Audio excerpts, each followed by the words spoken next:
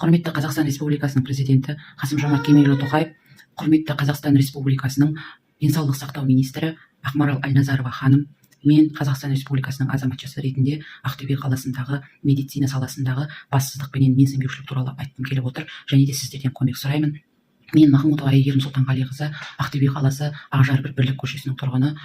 Медикус поликлиникасына 3 жылдан бері тіркеуде тұрмын. Осы аталған 3 жылда ешқандай толыққанды медициналық көмек алған емеспін. Бұл туралы Ақтөбе қаласының денсаулық сақтау бөлімінің басшысы Ерлан Сұлтангереевке кездесуінде айтқан болатынмын, бірақ ол ешқандай ескерусіз қалған болатын. Және де осы аталған жағдай бойынша Ақтөбе қаласының әкімі Асхат Шахаров мырзаның кездесуінде денсаулығыма байланысты ешқандай медициналық көмек алмауым туралы айтылған болатын. Және де осы кездесуде Ақтөбе облысының әкімі Асхат Шахаров мырза Ақтөбе қаласының денсаулық сақтау бөлімінің бастығы Ерлан Сұлтангереевпенен медикус поликлиникасының басшысы Демекбай Кабировичке жасанды интеллект жасауға тапсырма берген болатын. Ол тек сөз жүзінде ғана қалды, іс жүзінде ешқандай 3 айдан асты, ешқандай орындалмай отыр. Және де атап айтатын болсам, 6 тамыз күні жол көлік оқиғасына ұшырап Ақтөбе қаласындағы ЛСМП больницасына жедел жәрдеммен жеткізілген болатынмын. Сол жерде 6 күн ем алғаннан кейін әрі қарай өзімнің поликлиникамда ем алды деп үйге қайтарған. 12 күні қатты ауырып жедел жәрдем шақырып, жедел жәрдем өзімнің тіркелген медикус поликлиникасына баруымды сұрады. Сол күні медикус поликлиникасының басшысы Демекбай Кабировичке хабарласқан кезінде ол кісі маған үйге дәрігер жібермейтінін, медикусқа келуімді талап етті. Және де мен медикусқа барған кезімде бұрын соңды көрмеген, өзім бұл дәрігерім деп таныстырған қызғалдақ есімді дәрігер күтіп алып, мені ешқандай тексерусіз жазылған қағаз бойынша дәрі-дәрмектер тағайындап үйге қайтарған болатын. Сол күні жұма күні, мен суббота-воскресенье күні ақылы түрде ол кісілер жұмыс істемегендіктен ақылы түрде укол система алдым. Және де пандемия күні үйдің қасындағы медикусқа барған кезінде тамырым таба алмайтындығы әртүрлі сылтаулар айтып үйге қайтарып, тағы да емімді әрі қарай ақылы түрде жалғастырғанмын.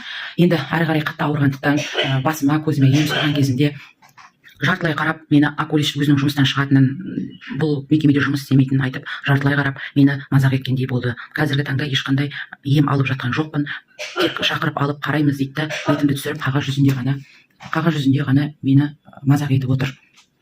Және де атап айтатын болсам, менің балам 2 жылдан бері аденоид 3 степені. Осы баламды қазіргі таңда медикус поликлиникасы ешқандай қарамай отыр. Және де мен ол баламды Ақтөбе қаласындағы Лор плюс поликлиникасында ақылы түрде өткізіп жатқан жайым бар.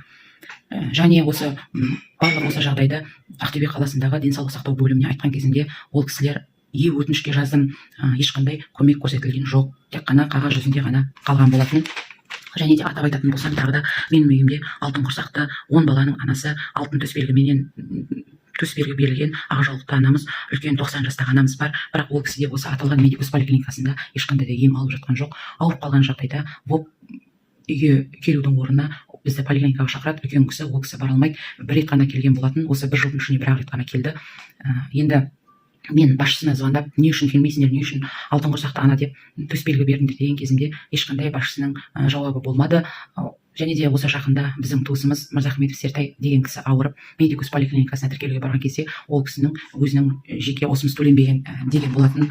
Аталған мекемеден осымыз төленген уақытта осы мекеменің басшысы, медикус мекеменің басшысы Демекбай Кабирович әртүрлі сылтаулар айтып, ол кісінің әлі де не застрахованы деп әлі де қарамай жатыр.